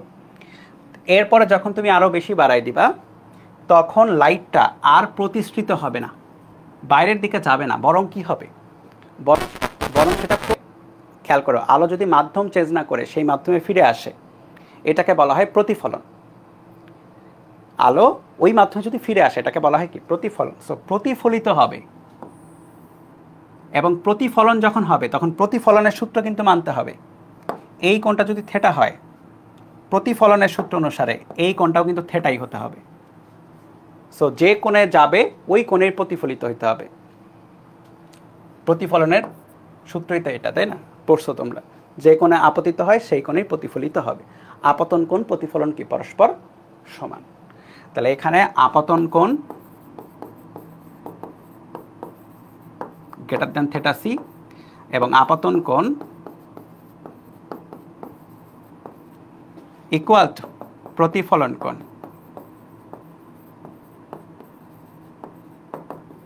ইকুয়াল টু থেটা, ঠিক আছে। এবং এই ব্যাপারটাকে বলা হয় হচ্ছে পূর্ণ অভ্যন্তরীণ প্রতিফলন। কি বলা হচ্ছে, সম্পূর্ণভাবে অভ্যন্তরীণভাবে ফিরে আসতেছে, এটাকে বলা হচ্ছে পূর্ণ অভ্যন্তরীণ প্রতিফলন। এবং এটার অনেক হচ্ছে অ্যাপ্লিকেশন বা অনেক উদাহরণ আছে, রিয়েল লাইফের অনেক উদাহরণ আছে এবং এইটার অ্যাপ্লিকেশন আছে। এবং এইটার সবচেয়ে বড় অ্যাপ্লিকেশনটাকে ব্যবহার করেই এই যে মনে করো দুনিয়ার এক প্রান্ত থেকে আমি ক্লাস নিচ্ছি, তুমি ইনস্ট্যান্ট লাইক আমি যখন কথা বলতেছি তার 2-3 সেকেন্ডের মাথায় লেটেন্সি এত কম, তুমি কথা শুনতে পাচ্ছ এই লাইভ ভিডিওতে। আমি যদি কলে থাকতাম তোমার সাথে তাহলে ইনস্ট্যান্ট 0.1 সেকেন্ডও লাগতো না, তুমি আমার কথা শুনতে পাইতা।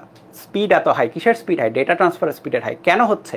কারণ ডেটাকে আলোর মাধ্যমে আলোতে ট্রান্সফার করে আলোর মাধ্যমে ডেটাকে পাঠানো হচ্ছে, আলোক তরঙ্গ ব্যবহৃত হচ্ছে। এবং কোথায় কাজে লাগছে? ফাইবার অপটিক কেবলে পূর্ণ অভ্যন্তরীণ প্রতিফলন হচ্ছে, আমরা দেখব, প্যারা নাই, ব্যাপারটা থিওরিটা আমরা দেখব, কিন্তু এটা হচ্ছে মেইন হচ্ছে কি বলে কনসেপ্ট, এটা আলোর পূর্ণ অভ্যন্তরীণ প্রতিফলন হচ্ছে। ওকে, চলো লেখো 9 নাম্বার ম্যাথ লেখো।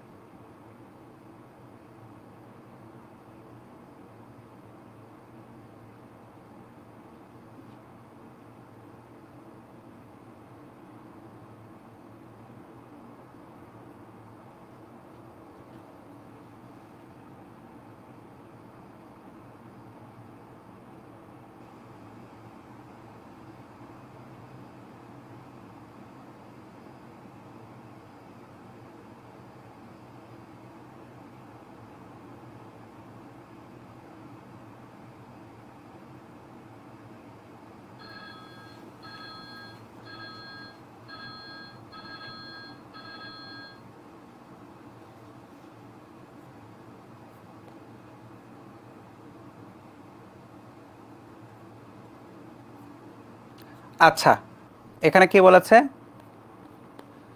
পানি এবং গ্লিসারিনের প্রতিসরণাঙ্ক যথাক্রমে 1.33 এবং 1.46। পানি এবং গ্লিসারিন দুইটা মাধ্যম, তাদের সংকট কোণ নির্ণয় করো। খেয়াল করে দেখো, তাদের সংকট কোণ যখন আমি নির্ণয় করব তখন অবশ্যই কি করতে হবে? আলোকে ঘন থেকে হালকাতে যেতে হবে, তাই না? ঘন টু হালকা। তাহলে কোনটা হালকা কোনটা ঘন কিভাবে বুঝবো? এটা বুঝবো হচ্ছে কি দেখে? প্রতিসরণাঙ্ক দেখে। আলোর ঘন হালকা দেখতে হবে, আলোর সাপেক্ষে কোনটা ঘন, যেটার প্রতিসরণাঙ্ক বেশি সেটা ঘন, তাই না? গতদিনের পড়া, যেটার প্রতিসরণাঙ্ক বেশি, কোনটার প্রতিসরণাঙ্ক বেশি ভাই? এটার প্রতিসরণাঙ্ক বেশি, এটার প্রতিসরণাঙ্ক কম, তাহলে এটা হয়ে গেল ঘন, তাই না? এটা হয়ে গেল ঘন আর এটা হয়ে গেল হালকা। এর নাম যা খুশি তাই হোক, এর নাম যা খুশি তাই হোক, কি দেখবো? প্রতিসরণাঙ্ক অনুযায়ী হালকা ঘন ডিসাইড করব। তাহলে আলো কই থেকে কই যাচ্ছে? ঘন থেকে হালকাতে যাচ্ছে, তার মানে কি গ্লিসারিন থেকে পানিতে যাচ্ছে। তাদের বিভেদ তলের আলোর গতির অভিমুখ কীরকম হলে পূর্ণ প্রতিফলন ঘটবে? সো বুঝতেই তো পারছো, সংকট কোণের চেয়ে বড় কোণ হলে পূর্ণ প্রতিফলন ঘটবে।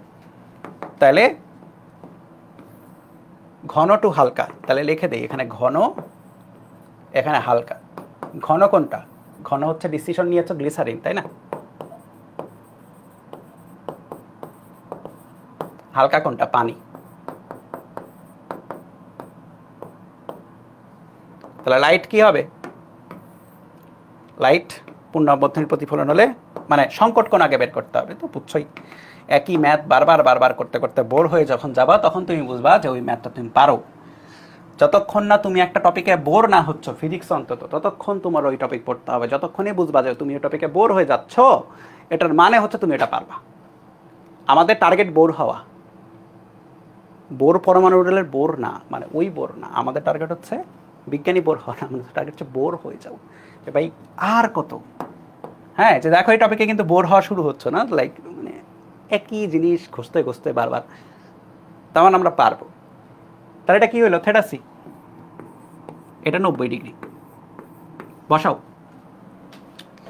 এটার প্রতিসরণাঙ্ক একবারে গ্লিসারিন এবং পানি, তাই না? তাহলে গ্লিসারিনের প্রতিসরণাঙ্ক জি বললাম, ইন্টু এই মাধ্যমের sine of theta C equal to পানির প্রতিসরণাঙ্ক মি অফ ওয়াটার ইন্টু কি করতে হবে? এই মাধ্যমের সাইন, মানে কোণের সাইন, সাইন 90। গ্লিসারিন কত গো? 1.46 sine theta C. Water 1.33 sine 90 এর ভ্যালু হচ্ছে 1। এবার দেখো থেটা সি এর ভ্যালু কত আসে। চলো চলো, হইতে গেছে। 1.46 ইন্টু সাইন থেটা ইকুয়াল, এই কজ বসাই দিছি, সাইন থেটা, হ্যাঁ, is equal to 1.33 into 1। Theta C এর ভ্যালু 65.64। ঠিক আছে, দেখো এই গেল ব্যাপার। তাহলে এইটা মিলেছে তো 65.64। এখন এখন আমাদের কি লাগবে? তাহলে আলোর গতিমুখ, বিভেদ তলের আলোর গতির অভিমুখ কিরকম হলে পূর্ণ অভ্যন্তরীণ হবে? তাহলে পূর্ণ অভ্যন্তরীণের জন্য কি করতে হবে? সুতরাং ঘন থেকে মানে গ্লিসারিন হতে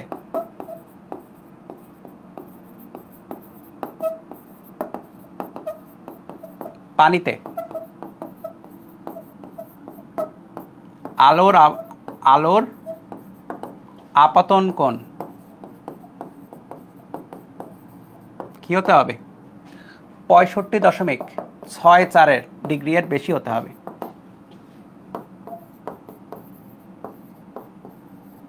পূর্ণ প্রতিফলন মানে পূর্ণ অভ্যন্তরীণ প্রতিফলন আর কি। তাহলে হলে কি হবে? পূর্ণ অভ্যন্তরীণ প্রতিফলন হবে। ঠিক আছে, বুঝি আসো? এই বুঝি আসো কিনা বলো, তেমন কঠিন কিছু না, বলো বুঝি আসো কিনা।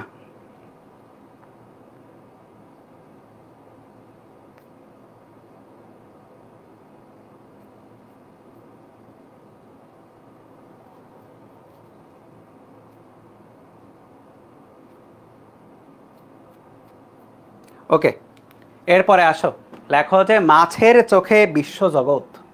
একটা মাছ, ও মাছ হয়েছে, ওই বলে কি মানুষ না, সরি প্রাণী না, মাছও তো প্রাণী তাই না? মাছের চোখে কেমন দেখা যায়? Fish I. মাছের চোখে বিশ্বজগৎ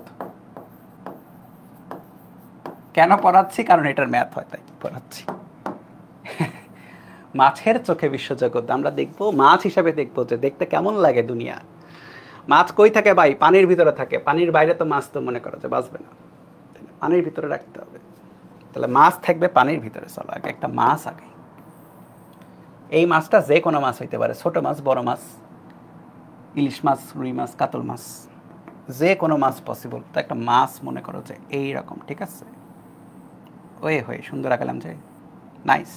কিছু পাখনা থাকে, এই সরি পাখনা তো এরকম না, মাছের পাখনা হয় এরকম এরকম। ধরে নাও আর কি এটা একটা মাছ, ঠিক আছে? মাছ, এই মাছের সৌন্দর্য বর্ধন করতে পারো চাইলে, দরকার নেই। এখন এই যে মাছের চোখ দিয়েই তো মাছ দেখবে তাই না? মাছের চোখ দিয়ে কি হবে? মাছ দেখবে। এখন মাছ কই আছে ভাই? পানির ভিতরে আছে তাই না? পানিতে আছে। বিশ্বজগতে বাইরে নর্মালি বায়ু থাকে, নর্মালি বায়ু, পানির উপরে বায়ু থাকে নর্মালি। হ্রদ বা যে কোনো জায়গায় বায়ুই থাকবে, অন্য কিছু থাকবে না। হ্যাঁ, তুমি মনে করো তো পুরো পানিটাকে একদম অন্য কিছু কাঁচ দিয়ে কভার করে দিছো, তুমি বলতে পারো তখন তো কাঁচ আছে। ওই কেসের জন্য ভাই বিশ্বজগতের বেশিরভাগ মাছ কি দেখবে? উপরে ফাঁকা দেখবে, বায়ু দেখবে। তাহলে বায়ু থেকে কি হবে? বায়ু থেকে পানিতে কি হবে? লাইট আসবে। এখন বায়ু থেকে যখন পানিতে লাইট আসবে, কথাগুলো ইম্পর্টেন্ট শোনো। বায়ু থেকে পানিতে যখন লাইট আসবে তখন অনেক লাইট আসবে, চারিদিক থেকে অনেক লাইট আসবে তাই না? অনেক অনেক অনেক অনেক অনেক, এখন অনেকগুলো রশ্মি থাকবে। এখন বায়ু থেকে পানিতে যখন আসবে, হালকা থেকে ঘনতে আসতেছে, তাহলে অবিলম্বের দিকে বেঁকে যাবে। তো আমাদের অত কিছু দেখতে হবে না, আমাদের দেখতে হবে কি? আমাদের দেখতে হবে যে কোনগুলা এই মানে মাছের চোখে গিয়ে পড়ে, সেগুলোই তো মাছ দেখবে।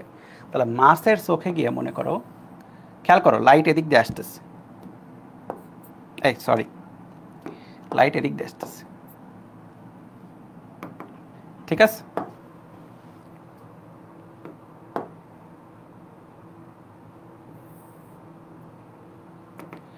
তাহলে এটা কিন্তু ঘন মাধ্যম, এটা কিন্তু হালকা মাধ্যম। তাহলে হালকা মাধ্যমে কি হবে? হালকা মাধ্যমে কিন্তু জিনিসটা এইভাবে আসবে, একটু এইভাবে, ঠিক আছে? খেয়াল করো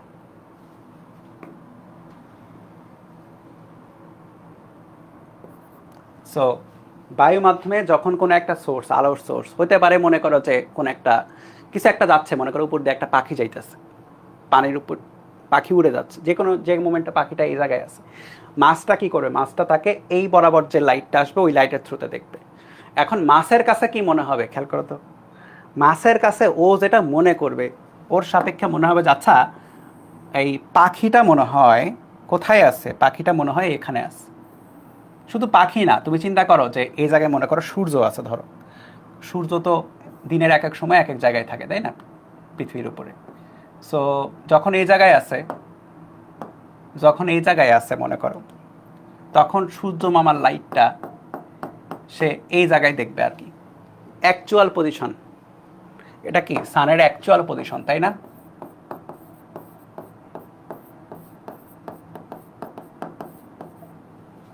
কিন্তু ওই মাছের কাছে কি মনে হবে? মাছের কাছে মনে হবে যে ভাই সূর্য ওইখানে না, সে মনে করে সূর্য হচ্ছে এই বরাবর। তার কাছে সূর্যের অ্যাকচুয়াল পজিশন মনে হবে হচ্ছে এইটা, মনে হবে আর কি। আপাত পজিশন লিখলাম, আপাত পজিশন, আপাতভাবে মনে হবে যে সূর্যটা এই জায়গায় আছে, বুঝছো?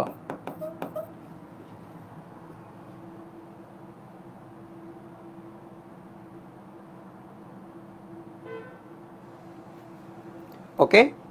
আবার ধরো যখন সূর্য অস্ত যাবে,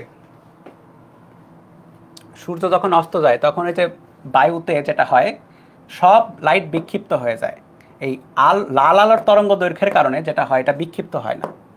এগুলা আমরা পরে পড়বো যে কেন বিক্ষিপ্ত হয়, এগুলা সব পরে আছে, চ্যাপ্টার 7-এ আছে। সো লাল আলো বিক্ষিপ্ত হবে না, সো এই কারণে সূর্যকে লাল মনে হবে, অস্তগামী সূর্যকে।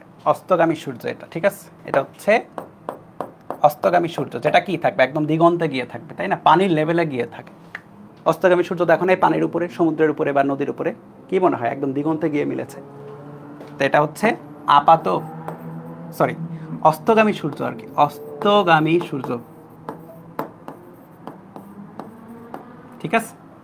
সো অস্তগামী সূর্য থেকে লাইট কি হবে, লাইট আসবে যখন, এটা কিন্তু একদম ঘেঁষে আসবে। সো একটু আগে আমি বলতেছিলাম যে ভাই আলো কি, আলো আসলে রিভার্সিবল, তাই না?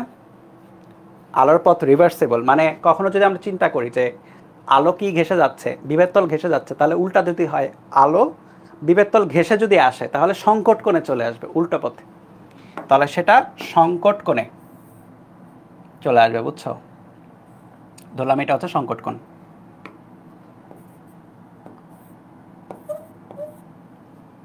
তখন এই মসলিটা, তখন এই যে মসলি আছে না, মসলি, এই মসলিটা যদি এই জায়গায় আসে ভাই, বুঝছো, মসলিটা এই জায়গায় আসলে সে দেখতে পারবে হচ্ছে কি হচ্ছে,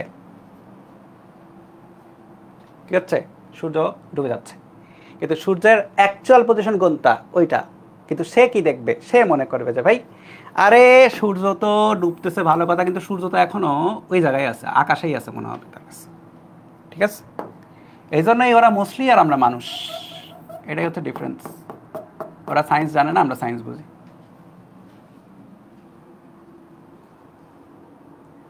হ্যাঁ হ্যাঁ, মাছের চোখের ইন্টারনাল মেকানিজম খায়দা কাজ কাম নাই। মানুষের চোখের ইন্টারনাল মেকানিজমই মনে করো ফিজিক্স বইয়ে নাই, বায়োলজি বইয়ে আছে, আর বলে মাছের চোখের বলে ইন্টারনাল মেকানিজম ইয়েতে থাকবে, ফিজিক্স বইয়ে থাকবে, সব বায়োলজি। হ্যাঁ, বুঝছো কি বুঝলা? এটাই সায়েন্স, এটাই সায়েন্স। এখন আরেকটা জিনিস পড়ি, চলো এখন আরেকটা জিনিস পড়ি। মনে করো যে লেখো যে লেক বা সুইমিং পুল বা হ্রদ, লেকের বাংলা হ্রদ, সরি, বা পুকুর,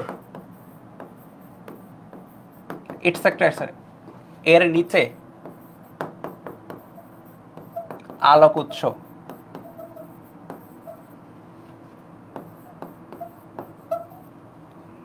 বুঝছো? কথা হচ্ছে এটা আবার কিভাবে সম্ভব যে পানির নিচে কেমনে আলোক উৎস থাকে? থাকে তো, ওই তোমরা দেখবা যে বিভিন্ন সুইমিং পুলে এটা করা হয় আর কি, পানির নিচেও লাইট রাখা হয়, দেখতেও সুন্দর লাগে এবং সিকিউরিটি বহুত ইস্যু আছে এবং এই কারণে রাখা হয় আর কি। পানির নিচেও আলোকউৎস থাকে, সন্ধ্যার পর রাতের বেলা আলোকউৎসটা দিয়ে দেওয়া হয়, কারণ হচ্ছে সেফটি বাড়ে, সিকিউরিটি বাড়ে সব কিছুর, সমুদ্র মানে যেহেতু পুল যেহেতু। সো নর্মালি পুকুরের ভিতরে আলোকউৎস থাকবে না, হ্রদের ভিতরেও নর্মালি থাকবে না, লেকেও থাকবে না, মানে পুলে বেশি থাকে তবুও। ফিজিক্সের ম্যাথের কথা তো বোঝোই, যে চিন্তা করে যে আচ্ছা যদি ভিতরে থাকতো তখন কি হইতো, তো এই কারণে একবারে লেখে পড়াচ্ছি। কি হচ্ছে,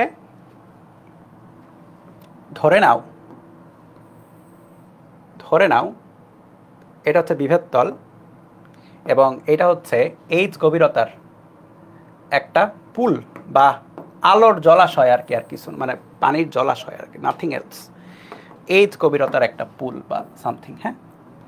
এবং এইখানে নিচে মনে করে একটা আলোকউৎস আছে, আলোকউৎস।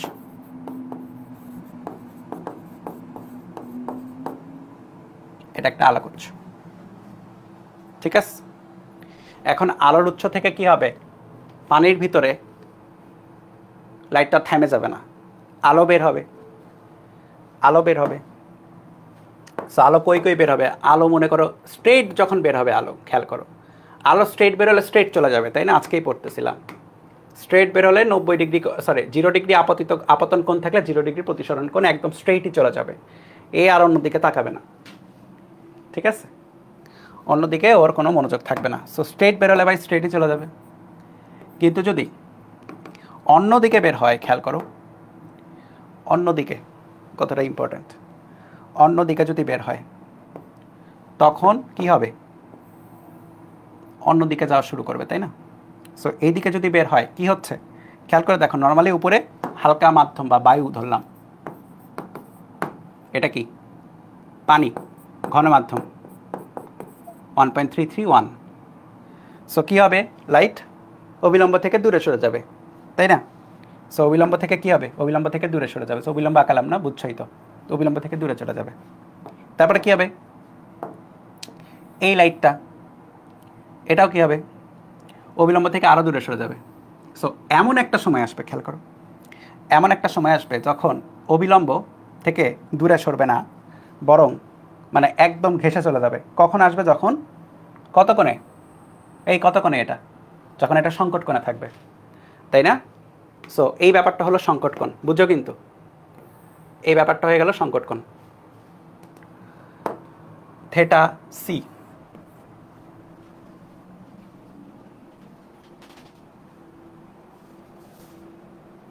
সো এর পরের যদি কোনো লাইট থাকে, এর পরেও আরও যদি বেশি কোণে কোনো লাইট পড়ে, ঠিক আছে,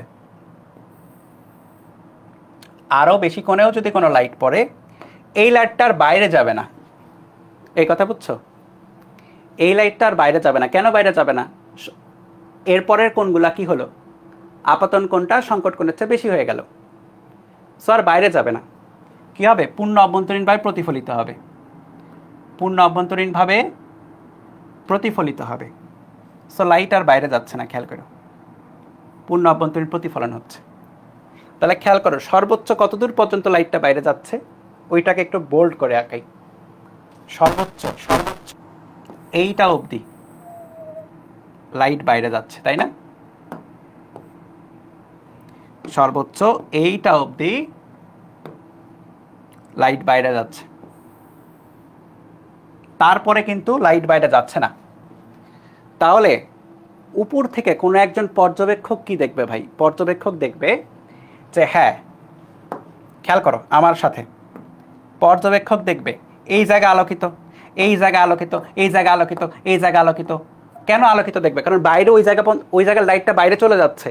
কোনো কিছু আমি কখন আলোকিত দেখবো, যখন আমি কি দেখবো, লাইট আসতেছে ওই জায়গা থেকে, রাইট?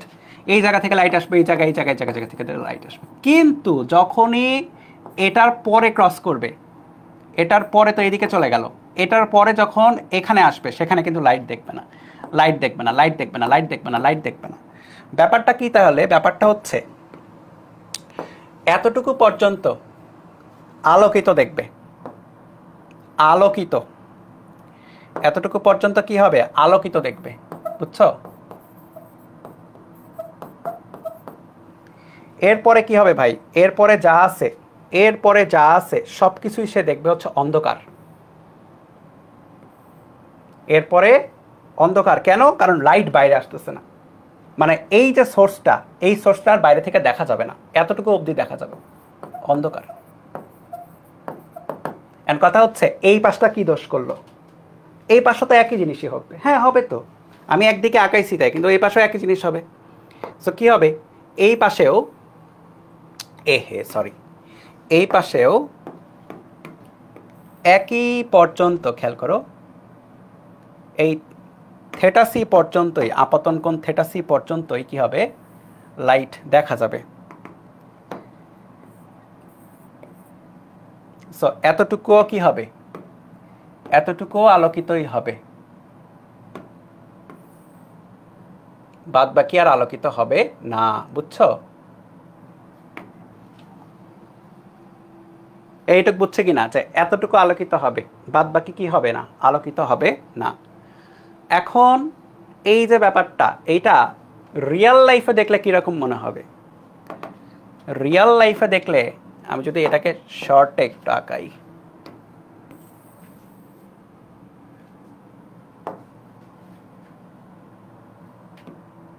দাঁড়াও,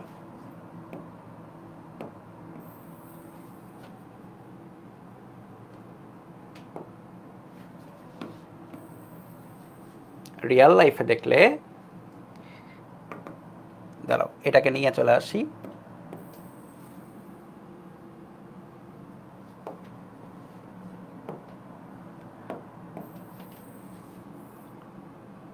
এখানে তো সোর্স,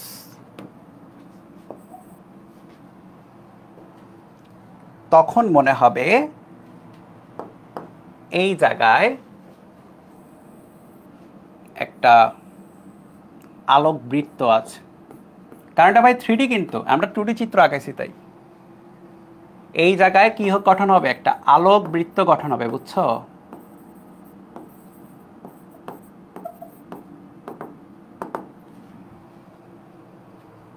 এই বুঝছো এটা, যে এই জায়গায় একটা আলোক বৃত্ত গঠন হবে, এবং এই বৃত্তের, খেয়াল করো আমি এটা কেমনে কেমনে আঁকেছি, এটা ঠিক করি, দাঁড়াও ভালো করে আঁকাই। এই আলোক বৃত্ত যেটা,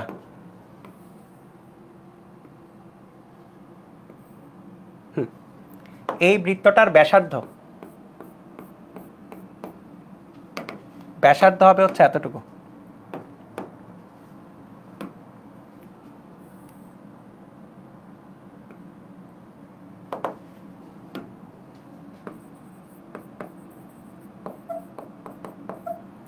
ঠিক আছে? ব্যাসার্ধ হবে আর এটার উচ্চতা কত ছিল, এইচ। এই অ্যাঙ্গেলটা খেয়াল করো, এই অ্যাঙ্গেলটা বা এই অ্যাঙ্গেলটা,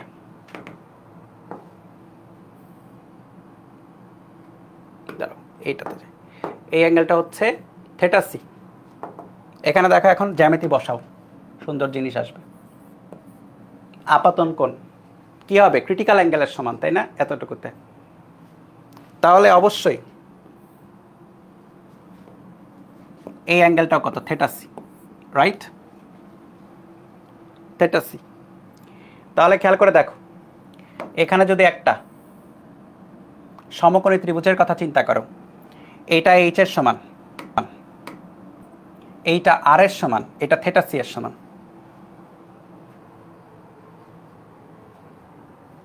তাই না? এটা এইচ এর সমান, এটা আর এর সমান, এটা থেটা সি এর সমান, এই কোণটা। তাহলে ত্রিকোণমিতি বসাও, সুতরাং ট্যানজেন্ট অফ থেটা সি দেখো কত আসে, লম্ব আছে ভূমিও আছে তোমার কাছে। লম্ব কোনটা? লম্ব হচ্ছে আর, ভূমি কোনটা, এইচ, বা r equal to H tan theta C, ঠিক আছে?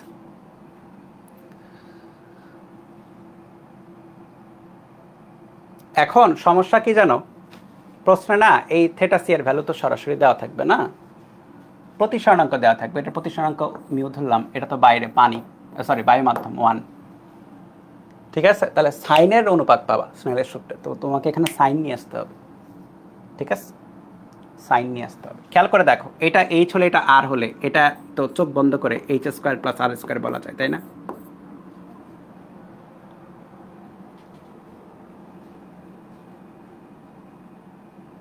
তাহলে সাইন থেটা সি লম্ব বাই অতিভুজ H root over H square plus r square.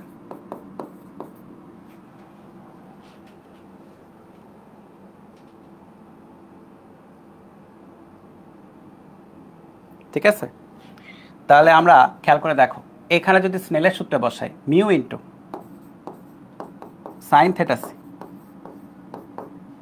Mu into sine theta C equal to এ পাশে 90 ডিগ্রি, তাই না? 1 ইন্টু সাইন 90 বা sine theta C equal to 1 by mu বা H by root over H square plus r square equal to 1 by mu. তোমার কি লাগতে পারে? তোমার এখানে আর এর ভ্যালু লাগতে পারে, বুঝছো? সো আর এর ভ্যালু এখান থেকে বের করা যাইতে পারে। সো আমি তোমাকে বলবো কিছু না, জাস্ট জ্যামিতির দিকে ফোকাস রাখবা, এইটা এবং এইটার উপর ফোকাস রাখবা, তারপরে তুমি যা খুশি তাই বের করতে পারবা। চাইলে জ্যামিতির দিকে ফোকাস রাখলে তুমি যা খুশি তাই বের করতে পারবা, ঠিক আছে?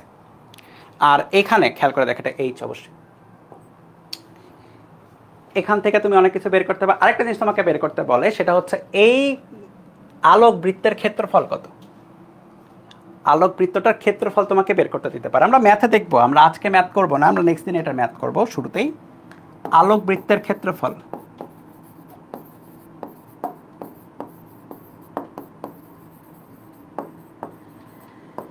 পাই আর স্কোয়ার, তাই না? ব্যাসার্ধ যেহেতু এটা তো একটা বৃত্ত, উপবৃত্তের মতো লাগতেছে দেখতে 3D-তে, কিন্তু এটা তো বৃত্ত, তো পাই আর স্কোয়ার। সো আর এর ভ্যালু বের করতে পারলে তুমি এখানে পাই আর স্কোয়ার করে ক্ষেত্রফলটাও বের করতে পারবা।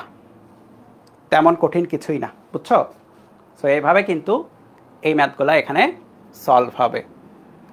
ওকে, আর কিছু বলো, বুঝছো কি না? থিওরিটা আজকে বোঝো, নেক্সট দিনে আমরা যখন ম্যাথ করব তখন আমি থিওরিটা অনেক সময় ধরে তোমাকে পড়াইছি, তো মনে হতে পারে যে অনেক বড় ম্যাথ বা অনেক বড় কিছু না। তুমি ম্যাথ করতে গেলে দেখবে ম্যাথগুলো ছোট ছোট লাগবে। কারণটা হচ্ছে থিওরি আমরা বুঝে গেছি, এখন আমরা ইজিলি জাস্ট ম্যাথ দিলে ধপাধপ কী করবো, ডেটা বসাবো, তারপর আমরা দেখবো যে কী আসে। মেন বিষয় কি? মেন বিষয় স্নেলের সূত্র, এবং এখানে একটা ছোট্ট একটা জ্যামিতি আছে, আর কিছু না, এইচ এবং এটা আর, এটা থেটা সি, আর নাথিং এলস। তাহলেই তুমি আলোকবৃত্তের ম্যাথ করতে পারবা। ওকে, সো নেক্সট দিনে এই ম্যাথগুলো কিন্তু খুব ইম্পর্টেন্ট, আলোকবৃত্ত। নেক্সট দিনে হচ্ছে আমরা এটার ম্যাথগুলো সলভ করা শুরু করবো, আলোকবৃত্তের যতগুলো আছে একবারে করে, তারপরে হচ্ছে আমরা নতুন টপিকে ঢুকবো। ওকে, সো আমাদের সাকসেসফুলি 2টা ক্লাস হয়েছে। হতে পারে মনে হতে পারে পড়া তেমন হয় না, কিন্তু আসলে অনেক পড়া হয়েছে, অনেক পড়া হয়েছে। এটা তোমরা যখন পুরো চ্যাপ্টার ক্লোজ করবে তখন বুঝবা যে প্রথম 2 ক্লাসে আমরা অনেক কিছু পড়ে ফেলছিলাম। ওকে, কারণ এই টপিকগুলো আসলে তোমার পুরো জার্নিতেই কাজে লাগবে। Thank you. উপরে আর হওয়ার কথা না, কোনটা কোনটা গো, কোনটা?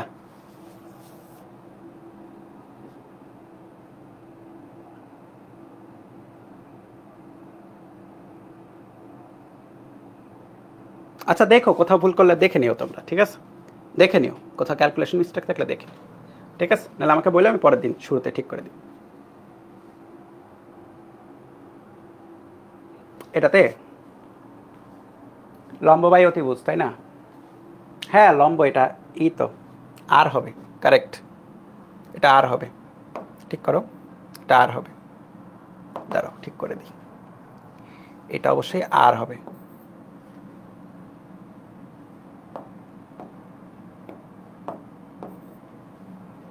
ওকে, এবার ঠিক আছে? ওকে, থ্যাংক ইউ, বাই বাই।